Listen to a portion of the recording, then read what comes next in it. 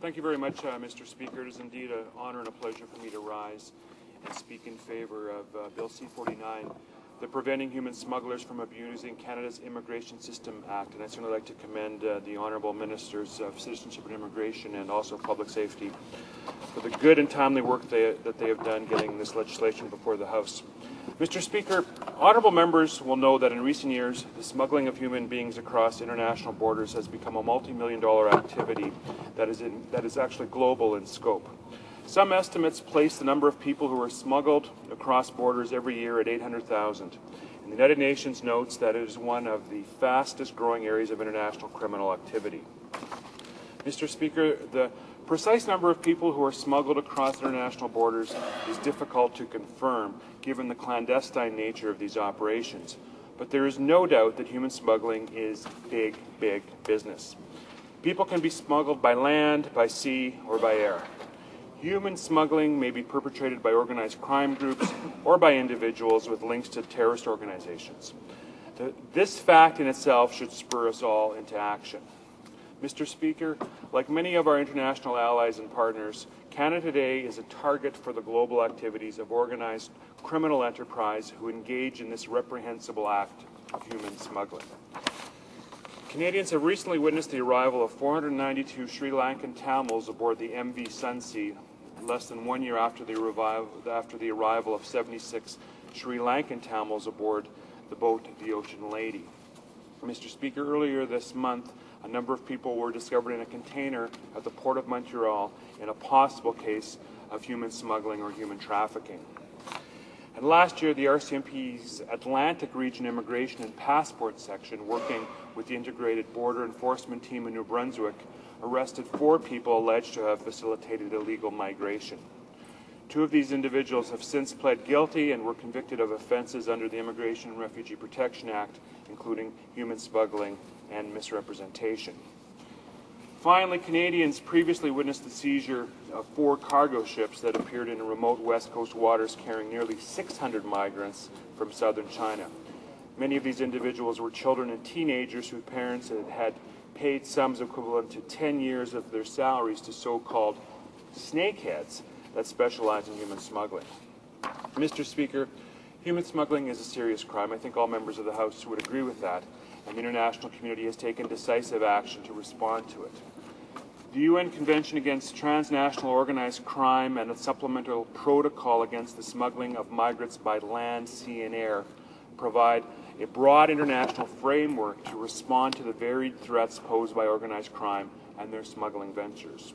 Mr. Speaker, Canada was amongst the first countries to sign and ratify these important international crime treaties, and the tabling of this bill today reflects Canada's ongoing commitment to strengthening our responses to migrant smuggling. Mr. Speaker, human smuggling undermines the integrity of Canada's borders and our immigration and refugee programs and system. It poses a threat to public safety, since the identities of smuggled individuals are often hard to establish, and in many cases it poses a threat to national security or public safety, since human smuggling ventures are also being used to traffic narcotics and/or arms, to secure safe haven for criminals and terrorists, and to raise funds for a wide range of illicit activities, including the aforementioned terrorism. Mr. Speaker, Bill C-49 will give law enforcement officials much needed and additional tools to investigate and prosecute these individuals who organize and engage in human smuggling ventures. It will also enhance their ability, that is, law enforcement's ability, to investigate the potential national security and public safety risks posed by unidentified migrants who come to Canada as part of an irregular arrival, among whom there may be individuals with criminal and/or terrorist links. More specifically, Mr. Speaker, Bill C-49 will amend the current human smuggling offence, which the Honourable member, the last speaker, just spoke about in Section 117 of the Immigration and Refugee Protection Act. The proposed amendments would make it an offence to organize, induce, aid or abet someone to enter Canada knowing that or being reckless as to whether that entry would be in contravention of the Immigration and Refugee Protection Act. Currently, Mr. Speaker, only situations where the smuggler knew that the smuggled person did not possess the documents necessary to do not possess the documents necessary to enter Canada are captured as an offence under the Act.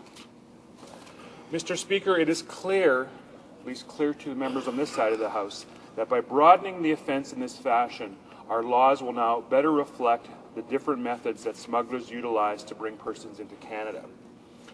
In addition to amending the offence, the bill also proposes tough mandatory minimum penalties of imprisonment ranging from 3 to 10 years, depending on the particular facts that are proven in court.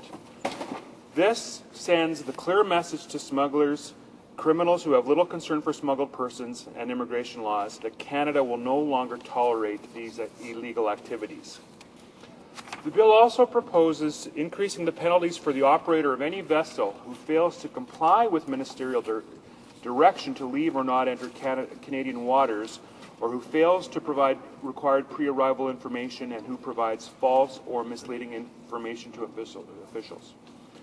Today, vessels of 300 gross registered tons or more, which are bound for Canada, must fill out a pre-arrival information report at least 96 hours before arriving at a Canadian port. The Minister of Transport has the authority to direct any vessel to not enter Canadian coastal waters or to travel to another area in Canadian waters when and if there are reasonable grounds to believe the vessel in question may pose a security threat. Mr. Speaker, it is an offence under the Marine Transportation Security Act to knowingly make a false or misleading statement or to provide false or misleading information. Currently, there are fines and a maximum 1-year prison term for failure to comply with the ministerial direction or for making false or misleading statements, and a maximum 6-month prison term for not filing the requisite pre-arrival information report. Mr. Speaker, Bill C-49 also proposes a significantly stiffer fines as a further deterrent to those considering mounting marine human smuggling ventures into Canada. Indeed, the amendments the government is proposing will mean that the operator of any vessel who fails to comply with a ministerial directive to leave Canadian waters, or one who provides false or misleading information to officials, will be hit much harder in the pocketbook and will face longer prison terms. The proposed penalties for failing to comply with certain requirements of the Marine Transportation Security Act will be raised from $10,000 to $200,000 in the case of an individual on conviction on indictment. In the case of a corporation on conviction on indictment, the penalties will be raised from $200,000 to $500,000. The penalties will be even higher in the event of subsequent offences, Mr. Speaker. Again, in the case of individuals, maximum potential prison terms will be raised from 6 months to a maximum of 1 year for those who fail to file the pre-arrival information report. Stiffer consequences, stiffer fines, and stiffer sentences, Mr. Speaker, will all send a signal to human smugglers that Canada will not tolerate their illegal and highly dangerous activities. Canada will not sit still while human smugglers calmly sail into our waters, travel across our borders, or even land at our airports. We will take action, Mr. Speaker. We will work with our international partners to deter, detect, and prevent these illegal activities. And if they do not get to Canada, we will take every if they do get to Canada, we will take every step possible to hold these persons accountable. In addition, Mr. Speaker, Bill C-49 will ensure that border officials and police have the time to properly identify and investigate the organizers of human smuggling operations, as well as smuggled individuals who may pose a threat to our safety and to our security. In particular, the bill that the government has put forward will provide for the mandatory detention of persons who arrive in Canada as part of a designated arrival until such time as they have been determined to be refugees by the Immigration and Refugee Board, or 12 months have passed since they were initially detained, with exceptions for cases that involve exceptional circumstances. This measure, Mr. Speaker, will prevent potentially dangerous or inadmissible persons from being released into Canada before their identity and the level of risk they present to Canadians can firmly be established.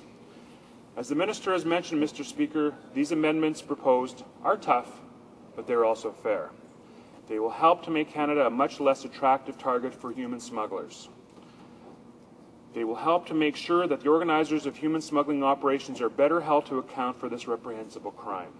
I therefore urge all honourable members to support this legislation before us today and work with the government to ensure its speedy passage. Thank you, Mr. Speaker.